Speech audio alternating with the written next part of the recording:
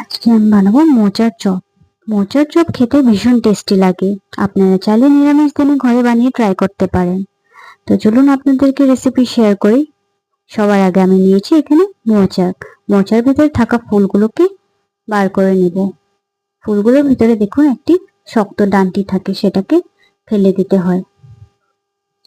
এখানে আমি একটা একটা করে পরিষ্কার করে নেব।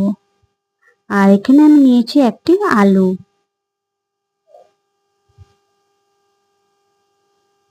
আলুটাকে কেটে প্রেসার কুকারে আমি সিদ্ধ করার জন্য বসিয়ে দেব।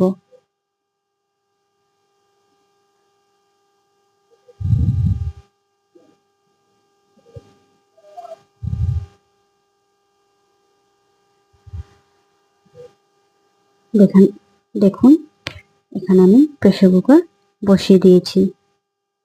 আলুটা সিদ্ধ হতে হতে আমি বাকি ইনগ্রেডিয়েন্ট গুলো রেডি করে নেব। এখানে দেখুন আমি মোচাকে কুচি করে কেটে নিয়েছি, একটু কাঁচা লঙ্কা কুচি করে কেটে নিয়েছি, একটু আদা কুচি করে কেটে নেব।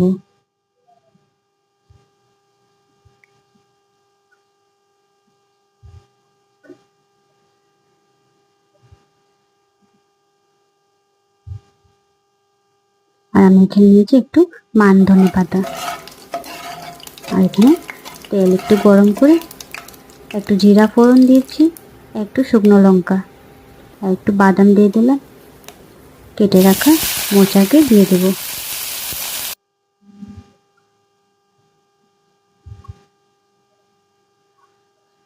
একটু হলুদ গুঁড়ো, একটু লঙ্কা গুঁড়ো, একটু ধনে গুঁড়ো দিয়ে দিলাম।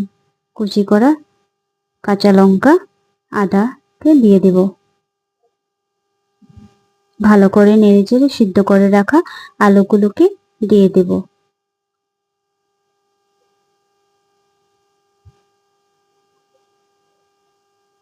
দেখুন আমি এখানে সিদ্ধ করে রাখা আলুগুলোকে দিয়ে দিচ্ছি। এবার ভালো করে নেড়েচেড়ে কষিয়ে একটু নুন দিয়ে একটু ধনে পাতা দিয়ে নেড়েচেড়ে আমি চপগুলোকে রেডি করে নিয়েছি। এখানে আমার চপগুলো রেডি হয়েছে। একটু ব্রেড ক্রাম্বস দিয়ে আমি তেলে ফ্রাই করে নেব। দেখুন আমার চপগুলো রেডি হয়ে গেছে। কেমন হয়েছে আমার ভিডিওটা? যদি আপনাদের ভালো লাগে প্লিজ আমার চ্যানেলটাকে সাবস্ক্রাইব করে নেবেন।